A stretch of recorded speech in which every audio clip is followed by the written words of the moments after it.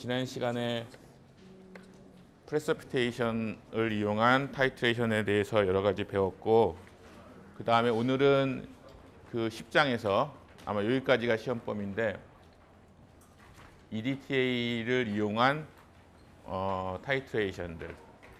그래서 EDTA가 어떻게 생긴 문제인지 지난 시간에 간단히 얘기했던 것 같고, 그렇죠?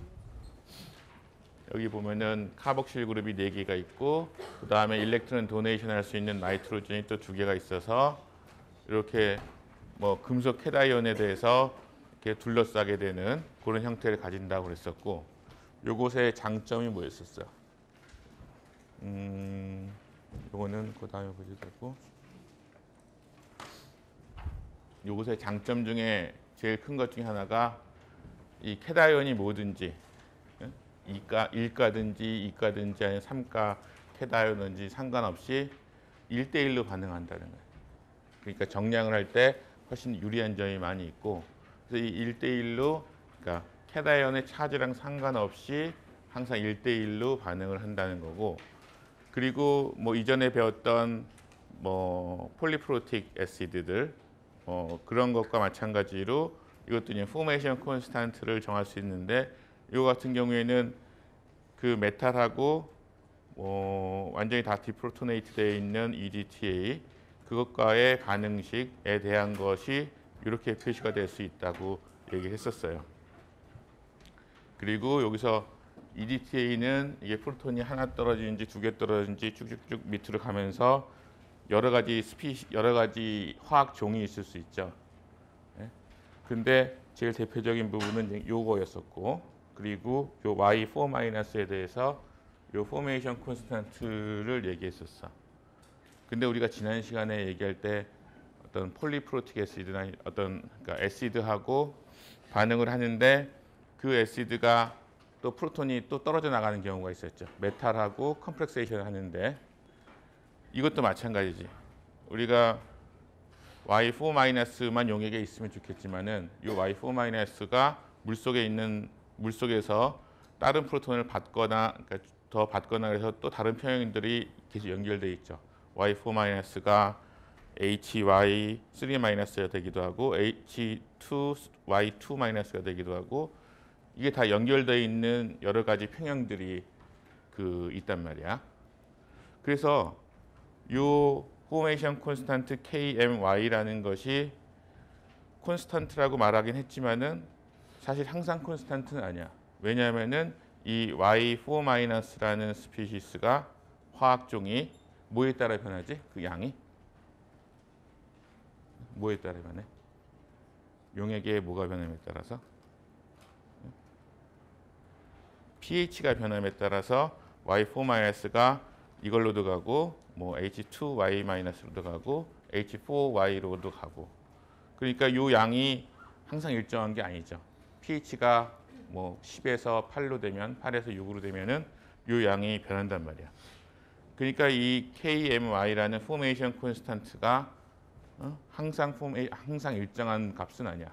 좀 말이 이상하지? 콘스탄트인데 항상 일정하지 않다. 그 이유는 좀 전에 말했듯이 EDTA라는 것이 여러 가지 다른 화학종들, 프로톤이 개수가 다른 여러 화학종들이 pH가 변함에 따라서 여러 가지 그러니까 다양한 평형 상태로 존재하기 때문에, 그리고 특히 아까 포메이션 콘스탄트에서 썼던 Y4- 요 같은 경우에는 pH가 한 11, 12 이상 되면은 100% Y4- 있지만 pH가 한 10만 돼도 한 10.5 이 정도만 돼도 절반밖에 안 남아 있어. 그리고 pH 8 정도 되면은 뭐 굉장히 적은 양이죠. 더 밑으로 내려가면 거의 없을 거고. 그래서 그것을 계산해 놓은 게 알파 Y 4-라고 되어 있는 건데, 그러니까 Y4-의 프랙션이지. 전체적으로 얼마큼이나 있나. 그래서 pH가 높을 때 pH 13에서는 1.00 거의 100%가 다 디프로토네이트 되어 있는 폼으로 있는데, pH가 낮아지면은 심할 3승, 심할 7승, 뭐 pH 1에서는 심할 18승이니까 뭐 거의 없는 정도네. 예? 그리고 요 알파 값에 따라서 아까 그 포메이션 콘스탄트 값이 바뀌는 거지. 왜냐면은 요 알파 값에 따라서 y4 마이너스가 바뀌고 이 y4 마이너스가 이 포메이션 콘스탄트의 분모에 들어가 있기 때문에. 그러니까 이 포메이션 콘스탄트 KMY는 pH가 올라가면 올라갈수록 어떻게 될까? pH가 3일 때보다 13일 때 이 KMY 값은 커요, 작아요? pH가 올라가면 Y4 마이너스 값이 커지니까 KMY 값은 작아지겠지. 그래서 이 포메이션 콘스탄트가 아니란 말이야. 그럼 골치 아파. 그래서 사람들이 생각할 때 아까 말했던 게 이게 일반화시켜서 KMI가 이런 형태로 표시되고 그 Y4 마이너스는 결국 알파하고 그 용액 안에 있는 그 토탈 EDTA의 그 양들, 그러니까 메탈하고 컴프렉세이션을 하지 않은 EDTA 토탈 양에서 그러니까 그 Y4 마이너스의 프랙션인 알파 4를 곱한 폼이 되는 거니까. 그래서 저 알파만 어떻게 조금 바꾸면 이쪽으로 옮기면 어떨까 해서 새로운 앞에 폴리프로틱 애시드 쪽에서도 얘기 나왔던 것처럼 컨디셔널 포메이션 콘스탄트라는 걸 만들었어. 이거는 어떤 한 특정한 pH에서는 항상 일정한 값을 가진다. 그러니까 조건부 상수지. 조건부 뭐 포메이션 콘스탄트 K 프라임을 잡았고 그 K 프라임의 MY는 전에 KMY에다가 알파 4를 곱해준 거예요. 그러니까 이것이 pH의 함수잖아. 그렇죠? 그러니까 pH를 고정시키면 이 값은 일정하게 되는 거라. 그래서 우리가 실험을 할 때 pH 7에서 뭐 EDTA 적정을 했다. 아니면 pH 10에서 EDTA 적정을 했다. 그렇게 버퍼를 가지고선 조건을 정해주면 우리가 한 가지 알파 4 값을 쓸 수 있고 그러면 K 프라임 MY는 일정한 값이 되겠죠. 그래서 컨디셔널 포메이션 콘스탄트를 하고 그리고 뭐 요 밑에 있는 것처럼 요 CT 이런 것들이 헷갈리기 쉬운데 요거는 용액 안에 있는 EDTA 양인데 메탈하고 컴플렉스되어 있는 MY 같은 이런 폼은 아니 빼고 언컴플렉스드 EDTA예요. 그러니까 이런 것들이지. Y4 마이너스, HY3 마이너스, H2Y2 마이너스, H3Y 마이너스 또는 H4Y. 그러니까 메탈하고 착물 반응, 결합을 하지 않은 나머지 EDTA 양의 총 합이 요 CT 값이야. 그리고 그 CT 값에다가 이 프랙션 알파 4를 곱하면은 Y 마이너스가 얼마나 있는지가 나오는 거고. 그래서 이런 정의들 알아두시고 그래서 컨디셔널 포메이션 콘스탄트를 쓴다는 거. 그러면은 이전에 뭐 폴리프로틱, 모노프로틱 이런 거 할 때도 했지만은 이런 K 값을 알고 나면은 우리가 뭘 알고 싶어 할 것 같아. EDTA를 적정을 한다. EDTA 적정 이런 거 하는 거는 아까 처음에 말했듯이 금속 이온들을 차제에 상관없이 1대1로 반응하기 때문에 그 금속 이온들의 양을 그 정량적으로 분석하는데 굉장히 유용해서 그러는 거야. 이전에 뭐 애시드 베이스 타이트레이션은 애시드의 양이 얼마나 있냐 이런 거지만은 금속 이온의 양을 정량하는 데는 EDTA 타이트레이션이 굉장히 좋거든요. 그리고 이전 애시드 베이스 타이트레이션에서도 뭐 윅 애시드를 뭐 스트롱 베이스로 타이트레이션 한다 이런 것들 많이 했었잖아. 그것처럼 EDTA 타이트레이션도 결국 이러한 어떤 타이트레이션 커브가 나올 거란 말이야. 이쪽 축은 뭐겠어? X축은 뭐가 들어가지? 응? 뭐의 부피? 그렇지. 넣어주는 적정할 때 넣어주는 그리고 이 Y축은 뭐야? 보통 우리가 계속 얘기가 나오는 게 메탈하고 EDTA하고 결합하는 거니까 M의 농도가 되거나 또는 PM 그러니까 마이너스 요거에다 마이너스 로그 해준 PM이 되겠죠. 이 경우에는 마이너스 로그를 취한 PM이라고 합시다. 예전에 애시드 베이스 타이트레이션 할 때 pH를 쓰듯이 이쪽 y축은 pm이 될 거야. 그러면은 처음에 어떤 메탈 이온이 들어있는, 많이 들어있으니까 이 값이 낮겠지? 들어있는 데다가 EDTA를 한 방울 한 방울 떨어지다 보면은 서서히 변하다가 어느 시점에 확 변하고 그 다음에 다시 플랫해질 거야. 우리가 그냥 원하는 부분은 이 부분을 뭐라 그러지? 당량점, 이퀴밸런스 포인트 뭐 이렇게 여기를 어떻게 하면 정확히 캐치할까?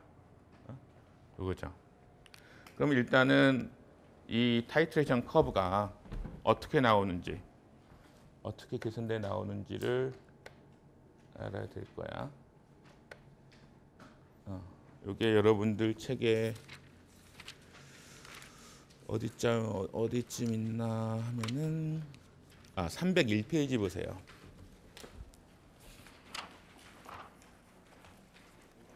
301페이지 보면은 우리가 전에 애시드 베이스 타이트레이션 할 때도 처음 시작점, 그 다음에 당량점 전에, 그 다음에 당량점에서, 그 다음에 당량점 이후에 그때의 조건을 나눠 가지고선 계산을 했었죠.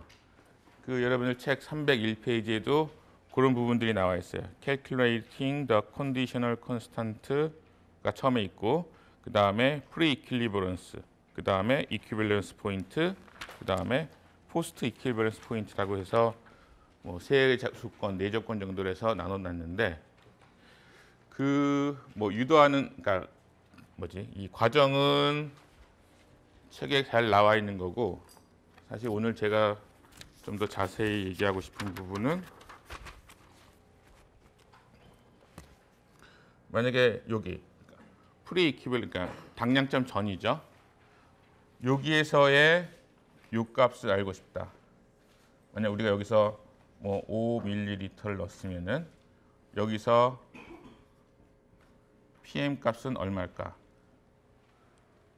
이러고 알고 싶으면 어떻게 계산해야 돼? 이 지점에서는.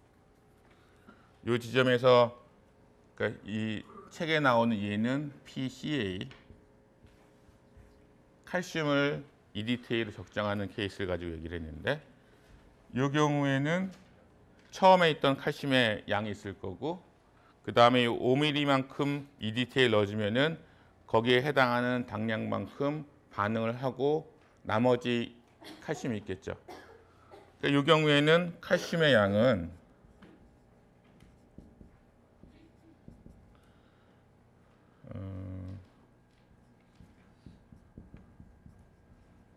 untitrated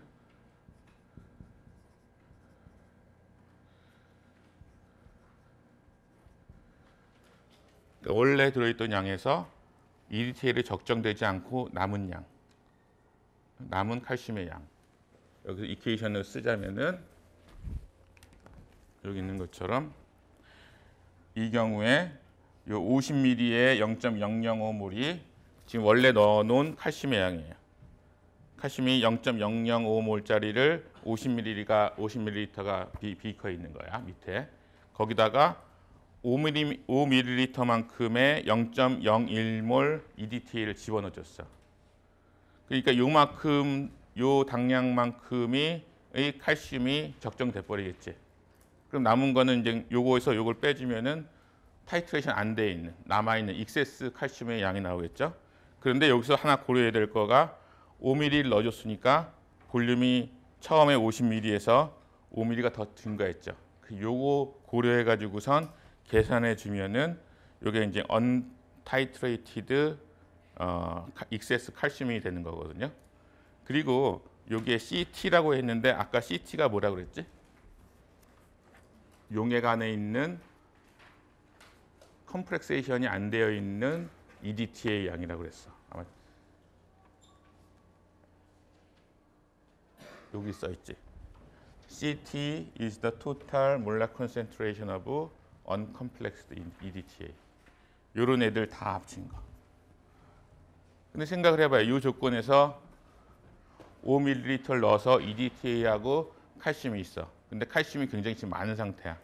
EDTA는 거의 대부분 다 반응을 하고 그 중에서 반응을 안 하고, 그러니까 컴프렉세이션 안 하고 프리하게 남아 있는 이런 폼으로 남아 있는 거는 많이 있을까 적게 있을까? 이제 거의 없을 거야. 그리고 특히 익세스 칼슘에 비하면은 무시할 만큼 작은 양일 거예요.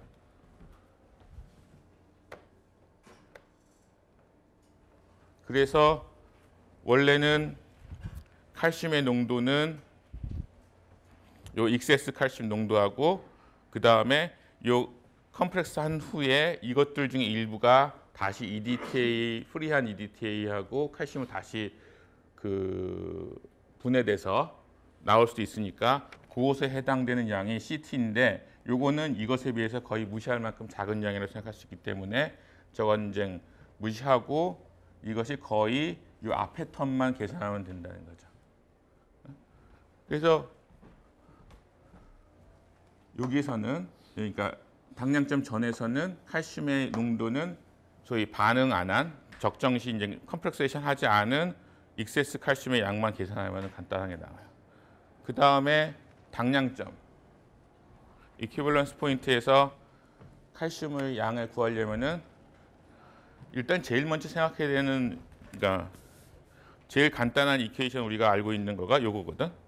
전에 얘기했던 거가 컨디셔널 포메이션 콘스탄트인 K 프라임의 CAY가 이런 형태를 띠고 여기서 보면은 CAY 같은 경우에는 요 위에서 얘기하는 것처럼 그 용액 안에 존재하는 그러니까 칼슘 EDTA의 그런 컴플렉스의 농도에서 그 프리한 칼슘으로 녹아 있는 그것의 양을 빼는 건데 딱 당량점이 되면은 이 텀은 거의 무시할 만큼 적을 거 아니에요.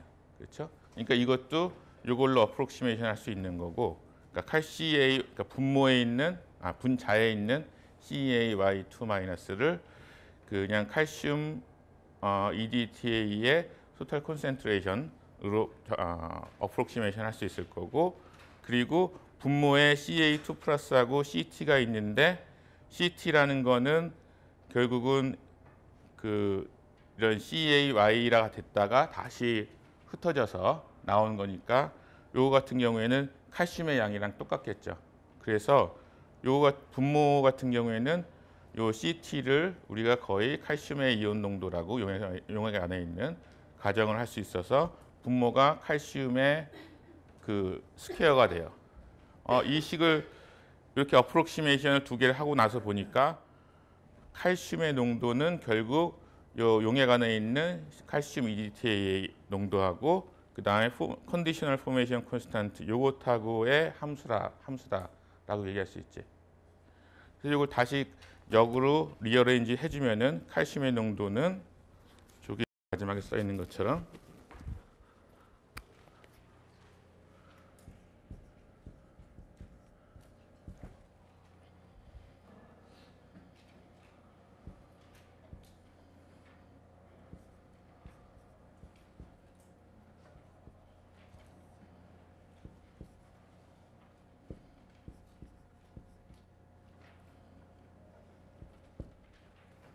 여기 될 거예요. 그렇죠? 그리고 마지막으로 한 이쯤 가서 여기가 프리 이퀄리버런스였으면 여기 포스트 이퀄리버런스 포인트죠.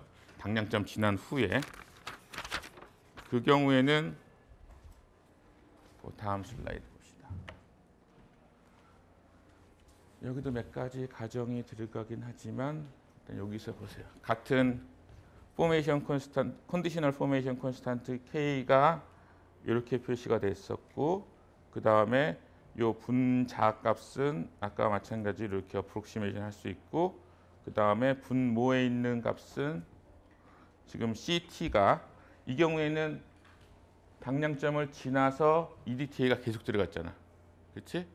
그러니까 CT라는 거는 그 CAY가 뭐 디소시에이션 돼서 Y가 나올 수 있지만 이 경우에는 칼슘보다도 훨씬 더 많이 들어가서 익세스로 있는 EDT의 양이 이 경우에는 요 CT가 될 수 있다. CT가 어디 써 있나? 여기 있다. CT가 아까 요 이퀴벌런스 포인트나 아니면 프리 이퀴벌런스 포인트에서는 요 텀만 가져가면 됐는데 지금은 포스트 이퀴벌 그러니까 당량점을 지나서 계속 EDTA 더 넣어줬으니까 그 excess EDTA 그 텀이 여기 추가가 된다고요. 그리고 생각을 해보면은 요 농도보다 이 농도가 굉장히 크기 때문에 요 세컨드 텀인 요것을 무시해 줄 수 있고 CT를 CEDTA라고 가정을 해줄 수 있어요. 그러니까 아까랑 약간 달라지지. 아까는 여기가 칼슘 2 플러스라고 그랬었는데 그래서 이러한 형태로 식이 되고 여기서도 excess EDTA 그 다음에 칼슘 EDTA의 양 그 다음에 K 프라임 요 값들은 우리가 알 수 있는 값이니까 칼슘을 기준으로 해서 다시 리어레인지 해주면은 조금 다른 형태의 이거는 C에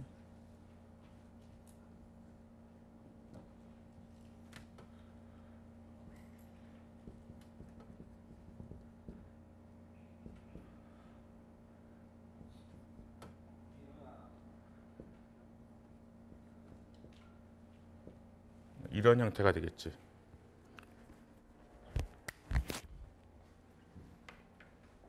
저 뒤에 있는 사람 잘 들려요? 잘 보이고? 네? 잘 들리고 잘 보이는데 잘 이해는 가?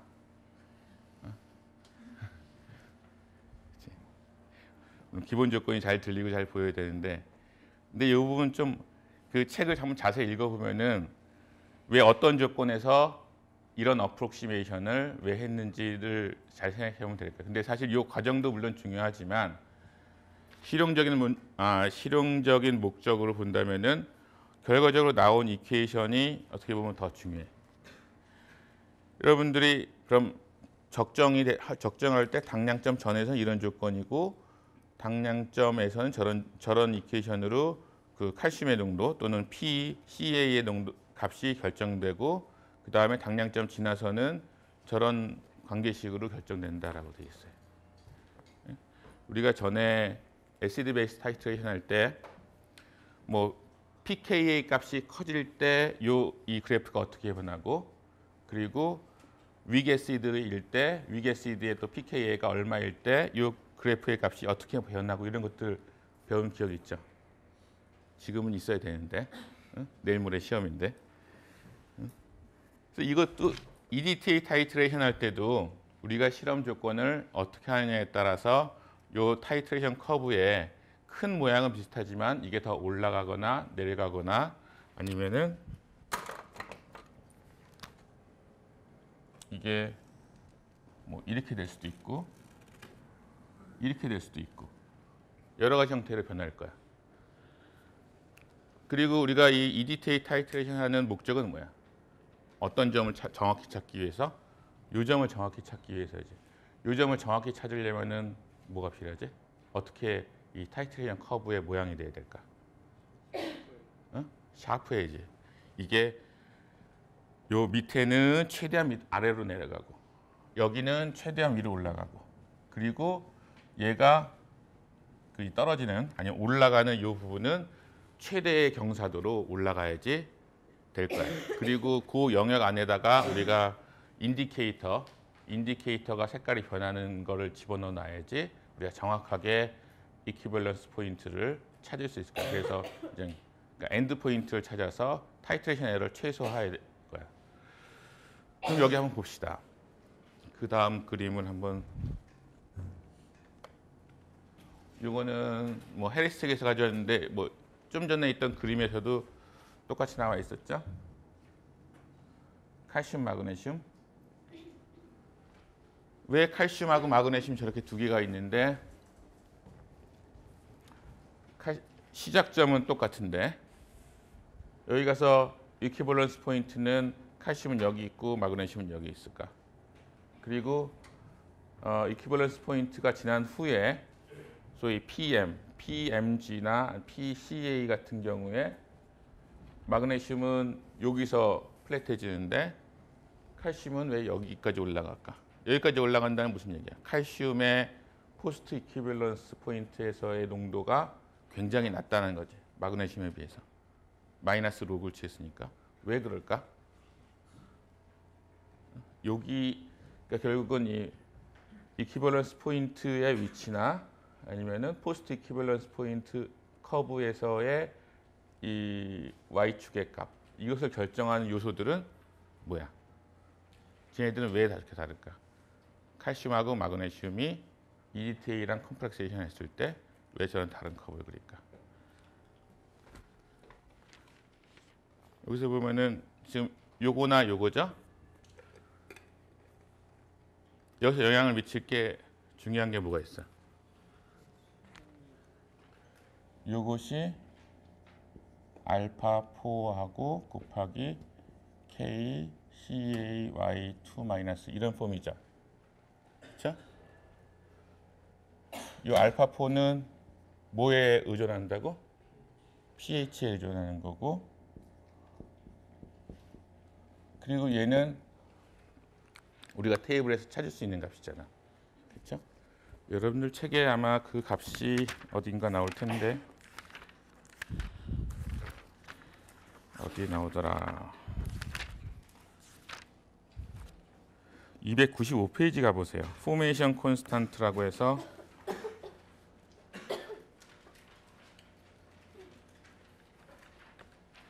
여기도 있고 이건 헤르시 책에 있는 거고 여러분들 책에는 비슷한 테이블이 있어요. 거기에 보면은 칼슘의 KMY는 얼마야? 아니면 로그 KMY는 얼마야? 10.7. 그 다음에 마그네슘은 마그네슘 그 위에 있구나. 8.69. 그러니까 로그 K 값. 그러니까 K 값이 칼슘이 더 크죠. 그 얘기는 칼슘이 EDTA랑 마그네슘 그러니까 훨씬 더 세게 결합한다는 얘기지.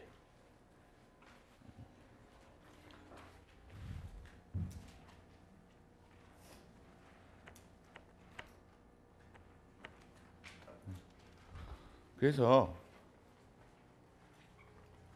그걸 어떻게 할 수 있냐면은 이 식에서 여기도 그렇고 이 칼슘의 농도를 결정하는 변수로 포메이션 콘스탄트 K가 있어.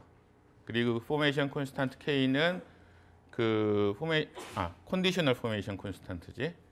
포메이션 콘스탄트를 포함하고 있고 그러니까 요 K 값이 커진다는 건 칼슘일 때 마그네슘보다 요 K 값이 크다는 거는 분모가 크다는 거니까 전체적으로 칼슘의 농도는 줄여주겠지. 그리고 얘가 줄어드니까 마이너스 로그를 취한 PCA는 더 커져야 되겠지.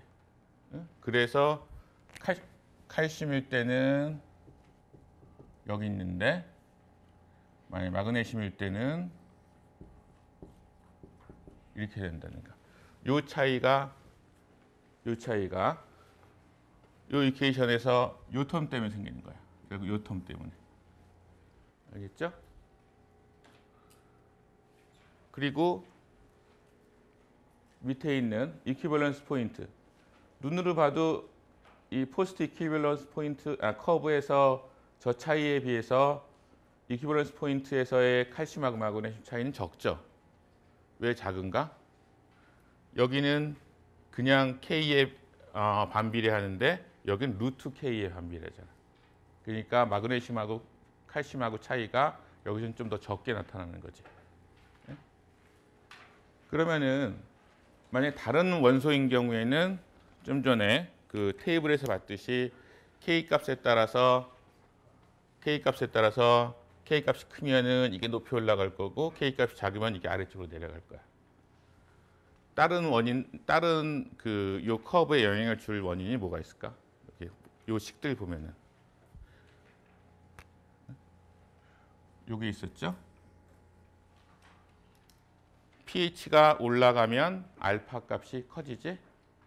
알파 값이 커지면 칼슘의 농도는 작아진다는 거죠. 알파 값이 커진다는 거는 좀 더 컴프렉세이션이 잘 된다는 거고 CA 값이 작아진다는 거는 pH가 올라갈수록 같은 칼슘 안에서도 같은 칼슘을 적정한다고 하더라도 pH가 올라가면은 이 커브가 더 위로 올라갈 거고 pH가 내려가면 더 밑으로 내려간다는 얘기.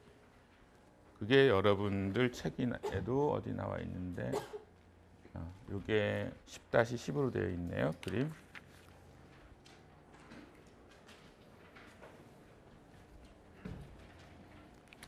이게 칼슘을 적정할 때 pH 8에서 하면, 그리고 pH 10에서 하면, pH 12에서 하면은 점점 이 포스트 이퀴벌런스 커브가 더 높은 데서 형성이 돼요.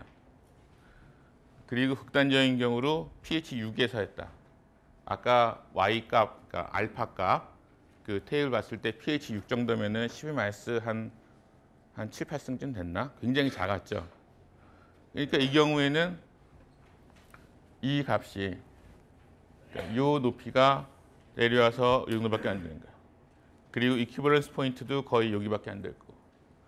그러니까 타이트레이션 커브를 그리게 된다면은 이렇게 돼. 여기서는 pH 6에서 칼슘에 대한 EDTA 정량을 한다면은 정량을 할 수 있을까? 색깔이 이게 여기서 변했는지 여기서 변했는지 모르지.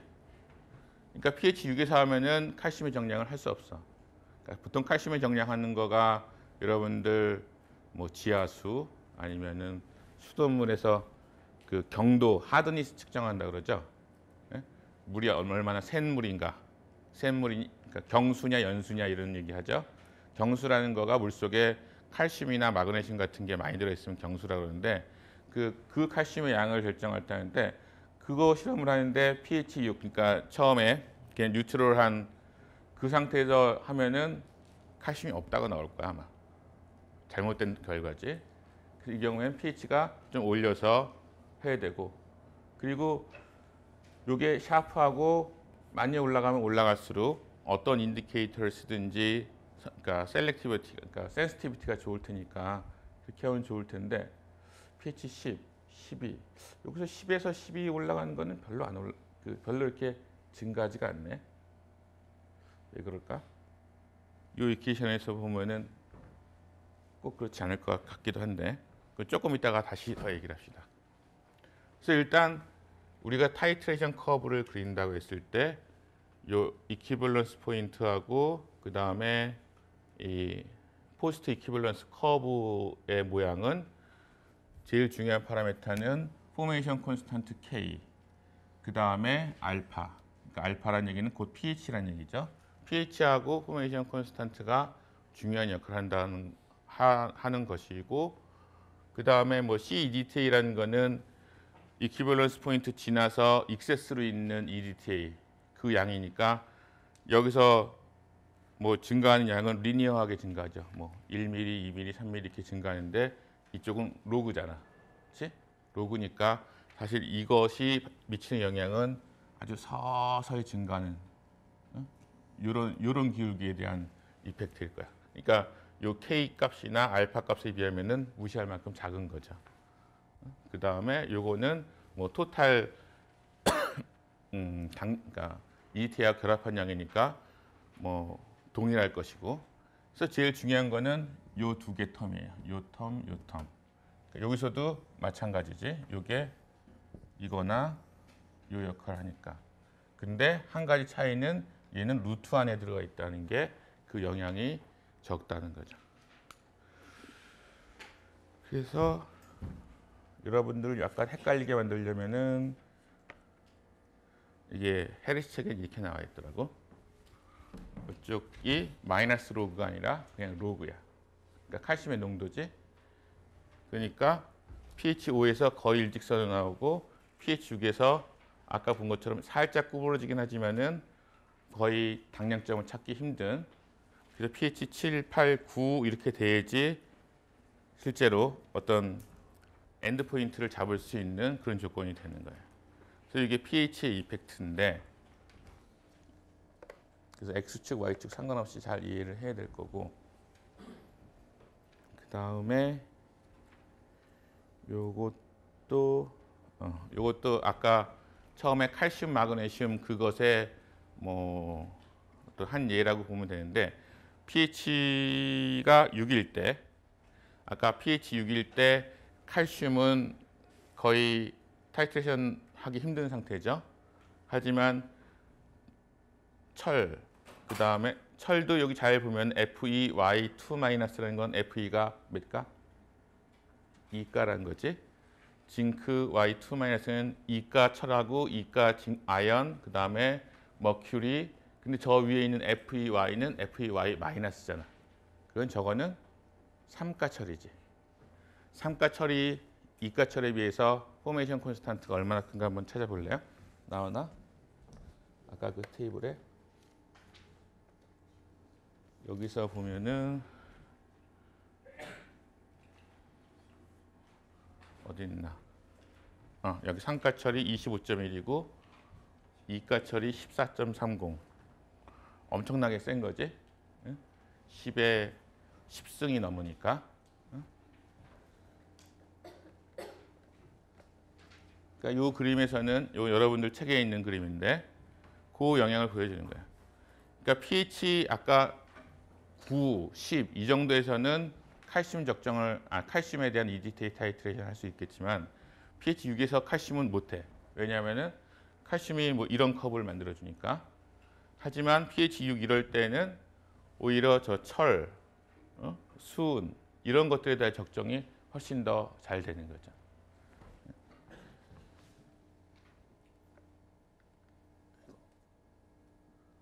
그 다음에 요거 조금 이따 얘기를 해야 되고.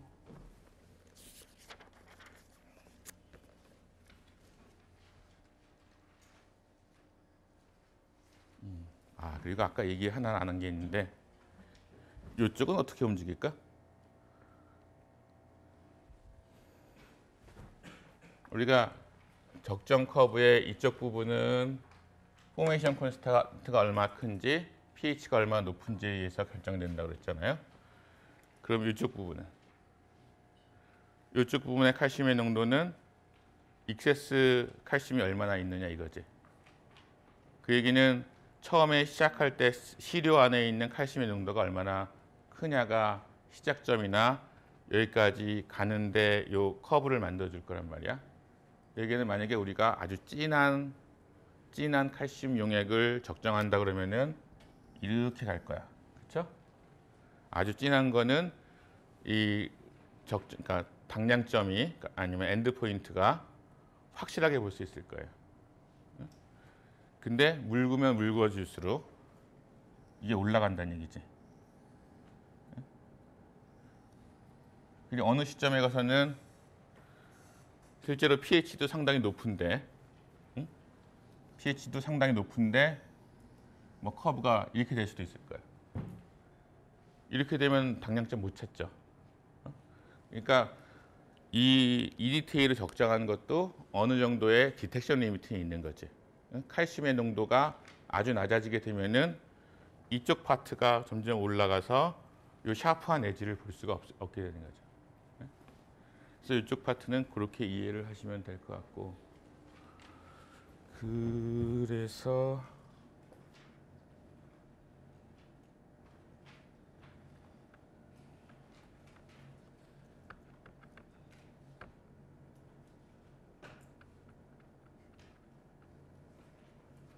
요거는 해리스 책에 있는 그림인데 일단 가져왔어요.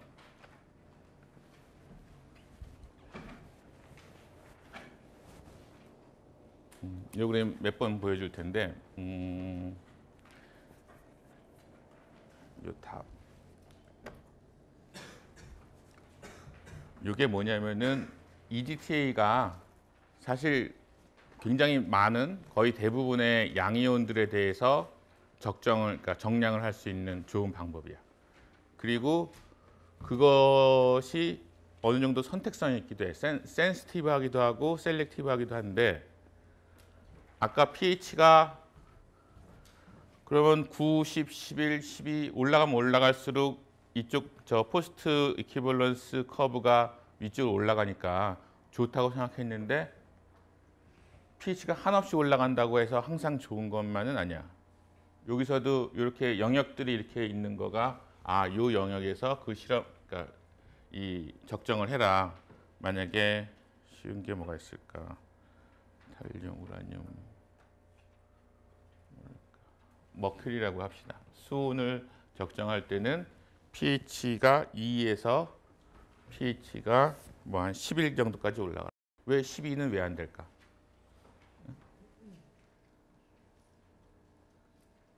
여기서 아까 대표적인 거 철이야. 삼가철. 삼가철은 뭐 pH 1, 2 정도에서 pH 7 정도까지 할 수 있다. 왜 pH 8이나 9에서는 이게 더 벌어질 텐데 왜 하지 말라고 권장 안 할까요? pH가 올라가면 EDTA랑 경쟁하는 애가 하나가 있지. pH가 올라간다는 건 뭐가 많아진다는 거지? OH-가 나는 거야. 그러니까 EDTA가 물론 EDTA가 OH 그러니까 EDTA의 Y4-지. Y4-가 OH에 비해서 OH-에 비해서 1대1로 붙으면 당연히 얘가 세지. 근데 pH가 11이 된다. pH가 12가 된다. 이게 뭐야? OH-가 0.1몰, 0.2, 뭐 0.01몰 이렇게 굉장히 높은 농도가 된다는 거죠. 그러니까 얘 하나에 대해서 얘가 100개가 있고 1000개가 있고 그러면은 인터피어런스가 생긴다고. 인터피어런스가 생긴다는 거는 여기 삼가철 같은 경우에는 pH가 한 8만 돼도 아이런 하이드록사이드 FeOH가 생겨서 침전이 되거나 그런다. 그러니까 그렇게 되면은 EDT의 Y4-랑 반응을 못 하겠죠. 네? 아까 머큐리 같은 경우도 그렇고. 그래서 사실 그 하이드록사이드가 생기는 거는 요 pH 한 6 정도부터 시작이 되는데 여기 초록색으로 살짝 더 넓혀 놓은 부분이 뭐냐면은 여기 보세요. pH regions in which reaction with EDTA is quantitative. 그러니까 여기 하늘색, 옅은 녹색으로 되어 있는 거는 뭐 실험이 잘 되는 영역이야. 근데 짙은 초록색으로 되어 있는 거는 auxiliary complexing agent is necessary to prevent hydroxide precipitation. 좀 전에 말한 것처럼 pH가 올라가면서 생기는 하이드록사이드, 그러니까 수산화 침전물을 막아주기 위해서 뭘 더 넣어줘야 된다는 건데 auxiliary complexing agent. auxiliary가 뭐지? auxiliary. 발음도 어려워. 컴퓨터나 TV 단자 뒤에 보면은 뭐 이렇게 있고 AUX 이렇게 써 있는 것들이죠. 그게 보조에 이런 거잖아. 그렇죠? 그러니까 우리가 뭐 지정되어 있는 하고 혹시 추가적으로 뭐 또 인풋이나 아웃풋이 필요하면은 auxiliary. 이것도 약간 보조적인 컴플렉싱 에이전트라는 건데 이게 뭐냐면은 auxiliary complexing agent라는 거가 여러분들 책에 나오는데 그러니까 캐다이온이 주로 많이 OH-랑 하이드록사이드를 만들어 주는데 그래서 pH가 너무 올라가면은 침전이 돼서 EDTA 적정을 못 해요. 혹시 이거 찾는 사람들은 여러분들 책에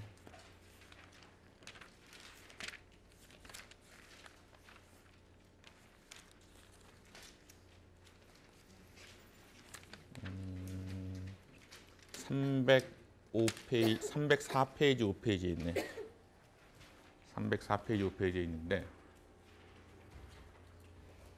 그래서 이런 하이드록사이드 프레서피테이션이 많이 생기는 그런 조건에서 보조적인 auxiliary complexing agent를 넣어주면은 얘가 하이드록사이드랑 OH-랑 경쟁을 해서 보호를 해주는 거야. 침전이 안 일어나도록. 그래서 여기서 그림은 뭐 타타릭 애시드, 사이트릭 애시드 이런 거 있는데 여러분 책에서는 암모니아, 암모늄 클로라이드 만약 이런 게 있으면은 얘네들이 약한 마이너스 차지 있지만은 OH-랑 경쟁을 해서 그 캐다이온들을 침전이 안 되고 프리한 용액 안에 떠 있도록 그 도와주는 역할을 해요.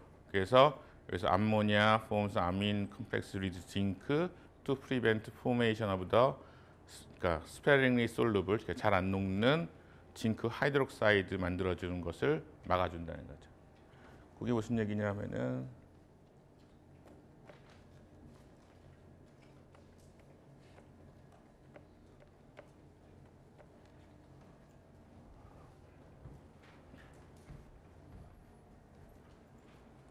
이게 pH가 얼마로 나와 있나?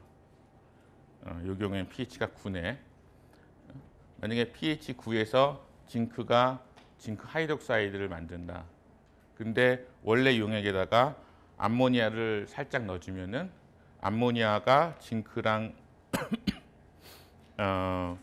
그 결합하거나 아니면 암모니아 말고 아까 타타릭 애시드 아니면 사이트릭 애시드 이런 것들이 들어가 있으면은 걔네들이 그 징크 캐다이온이랑 결합을 해서 얘네들이 하이드록사이드랑 또 결합을 해서 뭐 침전이 일어나는 것을 막아주는 거예요, 중간에서.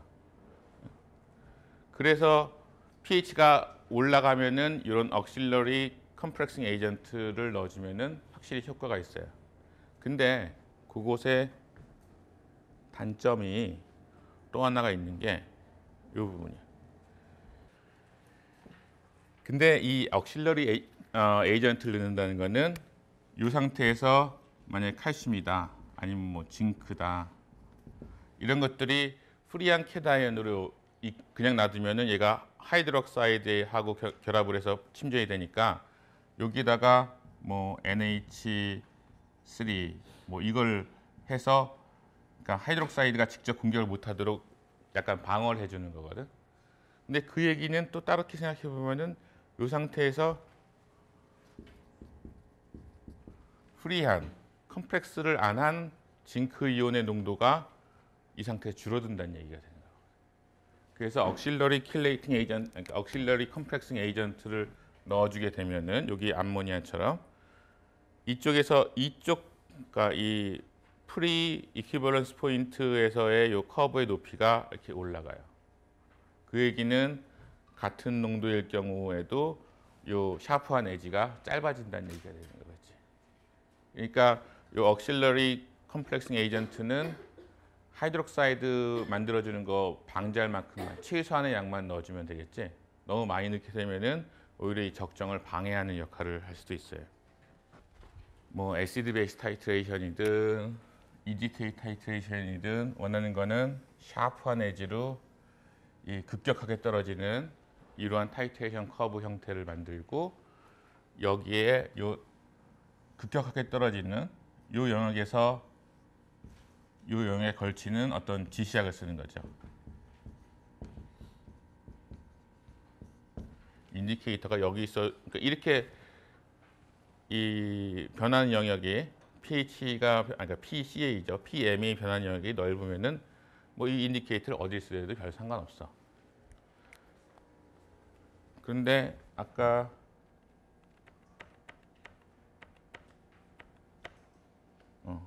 여기 있는 것처럼 여기 어떤 케이스냐면은 에리오크롬 B 에리오크롬 블랙티다. 에리오크롬 블랙티라는 인디케이터를 쓰면은 그 색깔이 여기서 변하나 봐. 마그네슘 같은 경우에는 아이디얼하지? 응? 아주 센시티브하게 엔드포인트 잡을 거야. 근데 그거 같은 경우에 칼슘에 대해서 적용하면 이거 아니지. 잘못 정하는 거죠. 응? 그래서 그리고 좀 더 얘기를 하자면은 우리가 이전에 애시드 베이스 타이트레이션 할 때랑 그리고 이런 메탈 그러니까 캐다이온에 대한 EDTA 타이트레이션 할 때랑 비슷한 이 다이들 색소들이 많이 쓰여요. 그 얘기는 에리오크롬 B 같은 경우 H2O 플러스 H2 인디케이터 마이너스 그다음에 H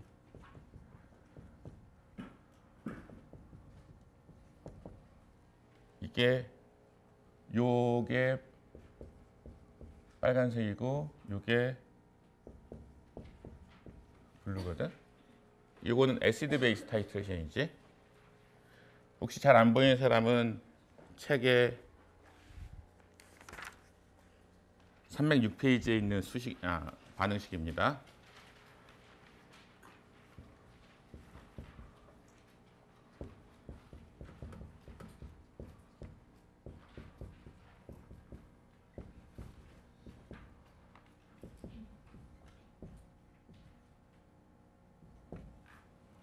이렇게 되고 이때 메탈하고 결합한 인디케이터가 빨간색이고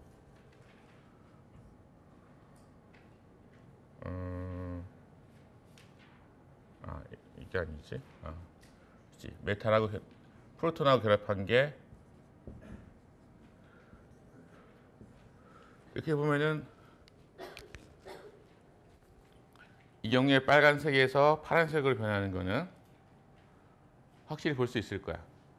근데 pH를 잘못 맞춰서 요것에 겹치게 된다면은 HIN이 아니라 H2IN이 인디케이터가 될 수도 있겠죠. 이것도 빨간색이란 말이야.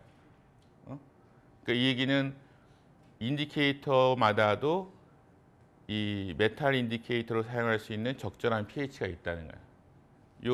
이 에리오크롬 블랙 T 같은 경우에는 이것이 다미넌트하게 존재하는 pH에서 이 블루 인디케이터가 존재하는 상태에서 EDTA 적정 인디케이터로 사용해야지 빨간색하고 파란색으로 색깔이 확실히 보일 거지. 만약에 pH가 낮은 쪽에서 이게 많이 존재하는 상태에서 적정하게 되면 빨간색에서 빨간색으로 변하는데 우리가 구별할 수가 없잖아요. 그게 요거예요. 이런 파란색하고 빨간색을 왔다 갔다 하는데 요 빨간색하고 요 빨간색하고 헷갈리면 안 되니까. 그러니까 에리오크롬 블랙 T 같은 경우에는 여기 있네. pH가 7 이상 되는 데서 사용을 해야 돼. 그래서 요거 형성이 안 되고 대부분이 이거나 이거 형태로 있도록. 여기서 보면은 여기서 에리오크롬 블랙 T 인디케이터가 이 약자가 뭘까?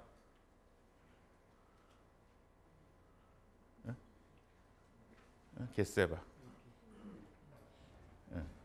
EB야. 에리오크롬 블랙 T. 그래서 EB라는 인디케이터가 사용되는 거는 만약에 바륨이나 스칸디움을 할 때 pH 7.5에서 8 영역에서 사용해라. 아니면은 이 경우에는 칼슘을 할 때 10, 11 정도 사이에서 사용해라. 근데 EB가 들어가 있는 것들 보면은 이 낮은 pH 쪽에서는 하나도 없죠. 잘 찾아봐요. 하나도 없어. 여기도 EB가 여기 이렇게 있고 여기도 있는데 pH가 낮은 쪽에서는 못 써. 그 얘기는 에리오크롬 블랙 T가 낮은 pH가 7보다 낮은 데서는 빨간색을 띠기 때문에 메탈 컴플렉스 이뤘을 때 그 빨간색이랑 구별이 안 가기 때문에 그런 거죠. 그것과 이게 아마 XO라고 되는 게 아마 자일레놀 오렌지 이런 걸 거야.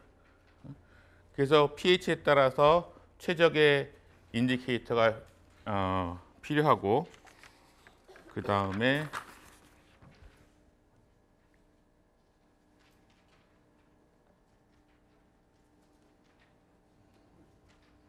요거는 필요 없고 거의 다 됐어요.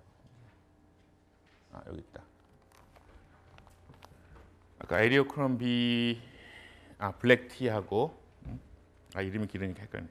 자이레놀 오렌지 그 다음에 그 에리오크롬 블랙 T와 비슷한데 앞에 거가 좀 안정성이 떨어진다고 그래요. 그러니까 시간이 지날수록 용액상에서 디컴포즈하고 그런 경향이 있어서 그거 대체할 수 있는 게 칼마자이트 이런 것들이 있어요.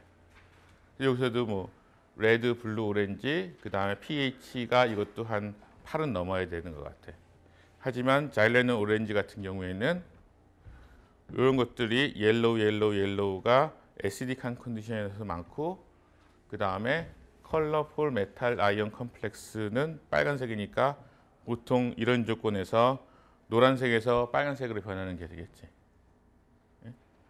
근데 이거 같은 경우는 블루에서 레드 변할 때는 사용 가능하겠지만 레드에서 와인 레드 눈으로 구별하기 힘들겠지.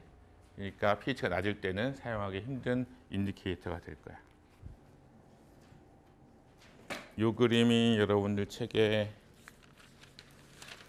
어디 있냐면은 305페이지에 있는데 사실 뒤에도 언급이 계속 나와요.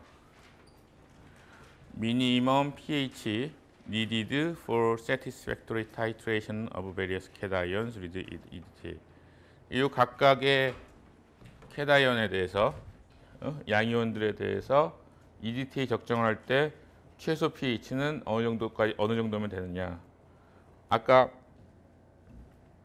칼슘의 타이트레이션 커브 기억해 보면은 pH 6일 때 거의 구별할 수 없었죠. pH 6일 6이 여기겠네. 6일 때. 그러니까 칼슘의 경우에는 한 pH가 한 8은 돼야지 적정을 할 수 있다. EDTA 적정할 수 있다. 이런 얘기고. 뭐 스트론튬, 마그네슘 이런 거는 10이 넘어야 된다는 거고. 그다음에 이가철은 뭐 한 5 정도는 돼야 되는 거고. 그리고 아까 대표적으로 삼가철 같은 경우에는 pH가 1만 넘어도 된다는 거지. 그러니까 EDTA 적정이 아까 모든 금속 캣아이온들, 양이온들에 대해서 다 반응을 한다고 그랬잖아. 그 얘기는 좋은 얘기일 수도 있지만은 나쁜 얘기일 수도 있어. 왜냐하면은 그럼 EDTA로 물속에 칼슘만 들어있으면 상관없지만 칼슘이랑 마그네슘이랑 뭐 철이랑 징크랑 여러 개가 다 들어있으면은 칼슘만 골라낼 수는 없겠네. 그러니까 셀렉티비티가 그러니까 선택성이 없는 분석 방법이 아닌가라는 생각이 들거든. 그게 단점이죠. 근데 이런 걸 또 잘 이용하면은 그 셀렉티비티를 찾아낼 수도 있어요. 왜냐하면은 물속에 있는 삼가철만 분석하고 싶다. 그럼 어떻게 하면 될까? pH를 1이나 2 정도까지 확 낮추는 거야. 그리고선 그 pH 1이나 1에서 적정을 하면은 거기에서 칼슘, 마그네슘 아니면 망가니즈 이런 것들은 EDTA랑 반응을 안 하는 거예요. 여기에 있는 몇 가지, 뭐 철, 인듐, 뭐 탈륨, 그러니까 소듐이구나. 소듐 같은 경우에는 뭐 레디액티브한 그쪽이니까 별로 있을 가능성이 많지 않고. 그래서 철에 대해서 아니면 이쪽의 그룹에 대해서 먼저 뭐 pH 1이나 2 정도에서 적정하게 되면은 그 농도를 구할 수 있을 거고. 그 다음에 또 pH를 좀 더 낮춰서 여기 있는 뭐 징크, 알루미늄, 카파 이런 거 영역에서 분석을 하면은 칼슘이나 마그네슘은 빼고 요거 이상인 것들에 대해서 양이 나오겠지. 그리고 또 pH를 더 올려서 pH 9나 이 정도에서 하게 되면은 뭐 칼슘에 대한 적정할 수 있을 거고. 칼슘만이 아니지. 칼슘 플러스 이것들 다 하죠. 하지만 적정을 여러 번 해서 다른 pH에 적정을 하고 여기에서 있는 철의 양, 여기서 나온 뭐 구리나 아연의 양 이런 것들을 빼주게 되면은 뭐 토탈 칼슘의 양을 선택적으로 구할 수 있겠지. 그래서 EDTA 적정이 1대1로 적정되고 선택성이 없어 보이지만 pH를 잘 이용하면은 그런 선택성을 만들어줄 수 있다는 거, 그 부분 중요하게 봐줘야 되고요. 그 다음에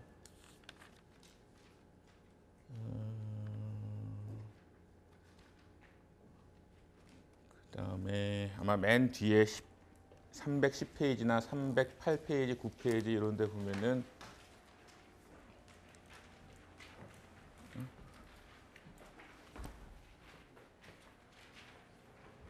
거기까지만 얘기하면 아마 끝날 것 같은데, 옛날 처음에 얘기했던 게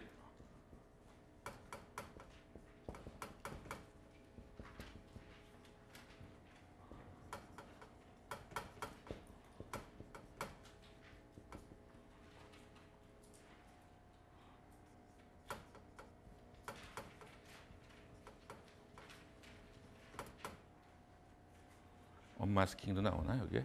잠깐 봅시다.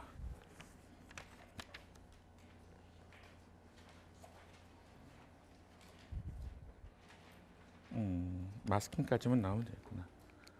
이런 단어들, 다이렉트 타이트레이션은 뭐야? 용액에 있는 어널라이트, 우리 분석하려는 물질을 직접적으로 모니터링하면서 보는 거죠. 백타이트레이션은 우리가 이제 EDTA를 과량으로 넣고 그 다음에 지나간 다음에 남은 익세스 EDTA가 얼마나 되느냐를 해가지고선 적정을 하는 거고.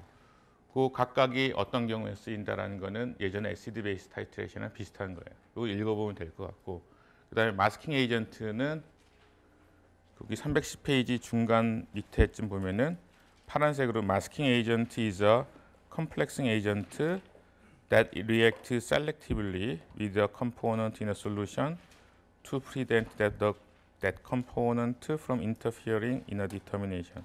그러니까 용액 안에 여기 그림이 있네.